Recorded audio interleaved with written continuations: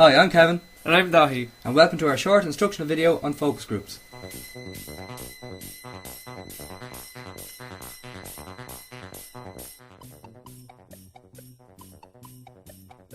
The focus group as a technique was first developed in the 1920s, mainly to help develop survey questionnaires. Since its introduction, it has evolved to be utilised in many different disciplines. Originally, two buttons were used, one red and one green. Users pushed green to represent satisfaction and red for negative responses.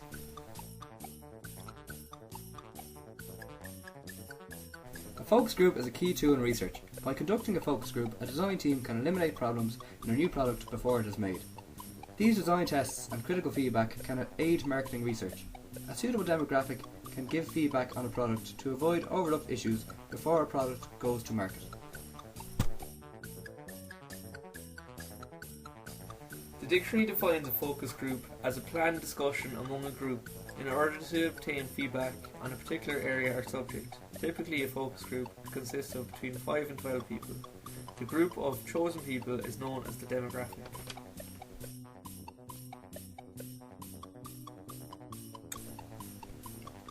There are many advantages related to focus groups. For example, focus groups are a type of qualitative research, as it does not provide numbers or stats, yet provides direct consumer feedback.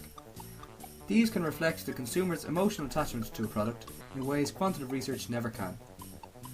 What makes a focus group different is that it can be adapted to suit the needs of both the consumer and the designer.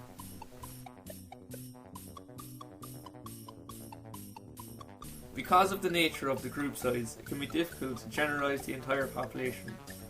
Depending on the makeup of the group, the results may be biased or lean towards one individual's opinion. Also, as the results are not quantitative, as in there are no numeric values, it can be difficult to interpret them. Also, an inexperienced moderator may let his or her opinions guide the group. One of the biggest problems with participants of a focus group is them entering with the wrong mindset. It is the moderator's job to steer it in a professional manner to get the most out of the group. The moderator's aim is to get the answers without direct questions.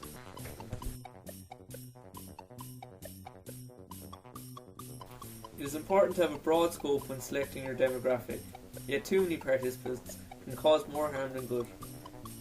It is essential to have clear goals prior to starting. This will in turn determine the success of the focus group. A suitably managed focus group is one that is controlled without stifling the reactions of the demographic.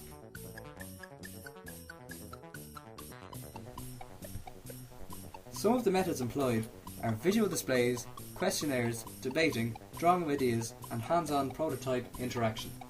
This involves giving participants full-scale working prototypes which they can interact with and critique. A few hints for selecting your focus group members. The ideal size is anywhere between 5 and 12. The greater the number, the greater the accuracy. Smaller groups can give a more relaxed atmosphere. This means more honesty from each member, and these members are chosen at total random or selected from a group of applicants.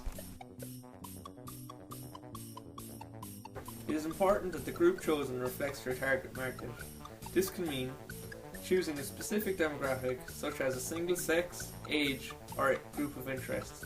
Or multiple demographics can be chosen which combine a mixture of each.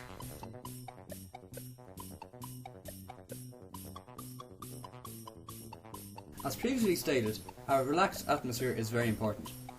The chosen environment has a huge bearing on the desired outcome. A formal setting can be intimidating and can force the group to hide and not express what is on their mind for fear of being wrong.